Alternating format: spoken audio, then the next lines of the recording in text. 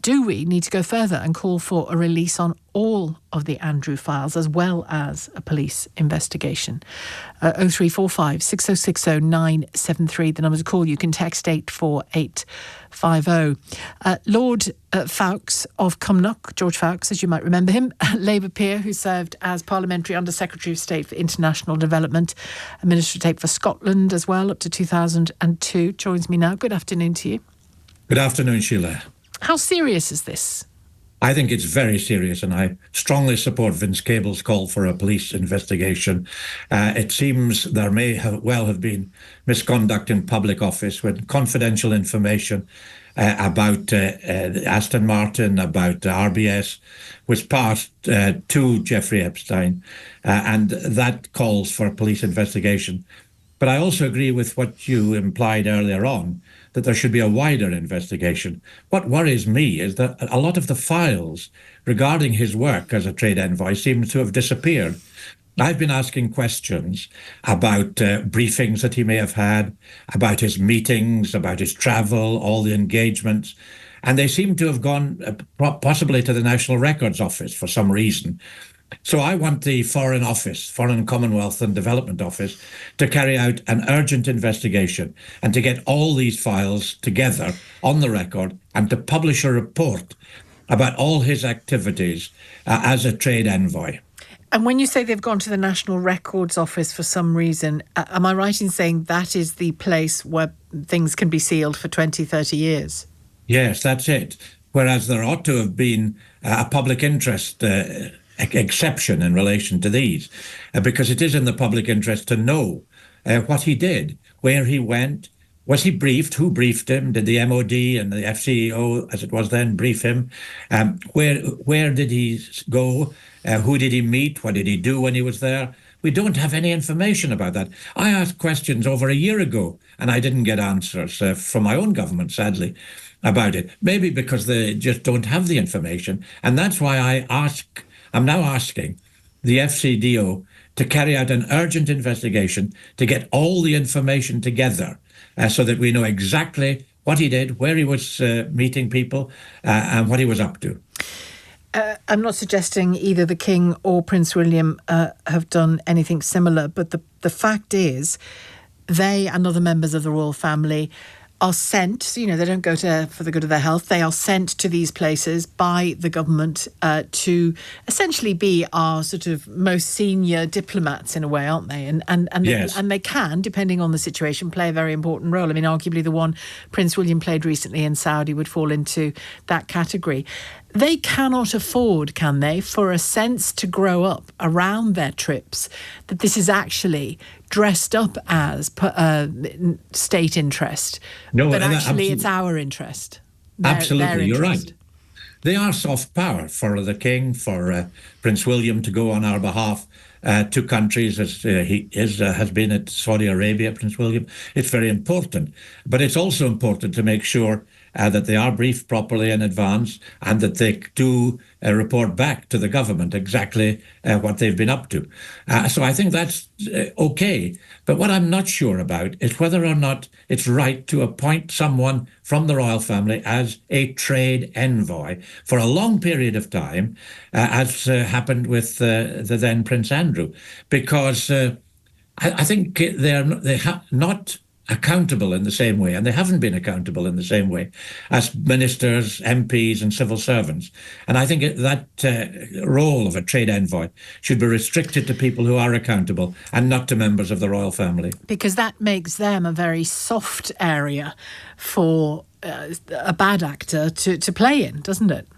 Yes, and they are open to having their arm twisted, to pushing in a particular direction. And unfortunately, in the case of Andrew, it's clearly something that he did that was completely wrong, as we know in other aspects of his of the record of his life, and so we have to be very, very careful about that. Of course, it's true that ministers and MPs and civil servants also do things that are wrong, but they are accountable, and Parliament can challenge. When I've been asking questions in the past about the royal family, I've had some refuse because you're not allowed to ask questions either in the Commons or the Lords. Well, I'm glad you took the conversation there, because you got there before me. I was about to do the very same.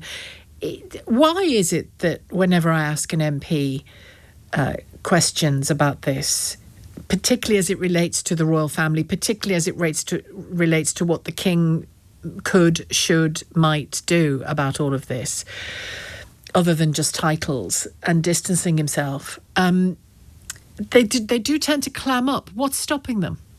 There has been a rule, a very strict rule now, that you can't ask questions in either house which cast a bad light on any member of the royal family. Now, I've been pushing that and testing that, and I do think both the Speaker and the Lord Speaker are now looking at this, and the authorities in both houses are beginning to realise that this is something that can't be continued, that we must be able to ask questions. I've asked questions. It is possible to ask questions about the sovereign grant, about the money that goes to the royal family, but there are so many other things in relation to their activities that need to be asked.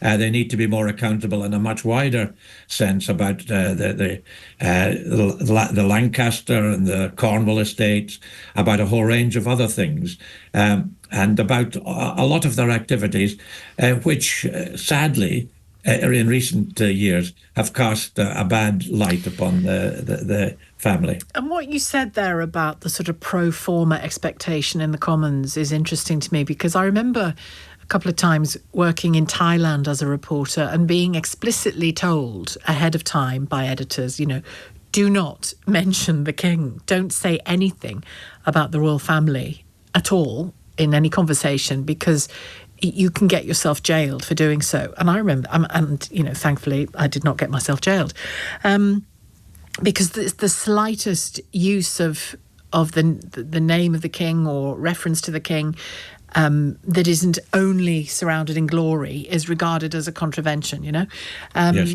So I just talked about the weather.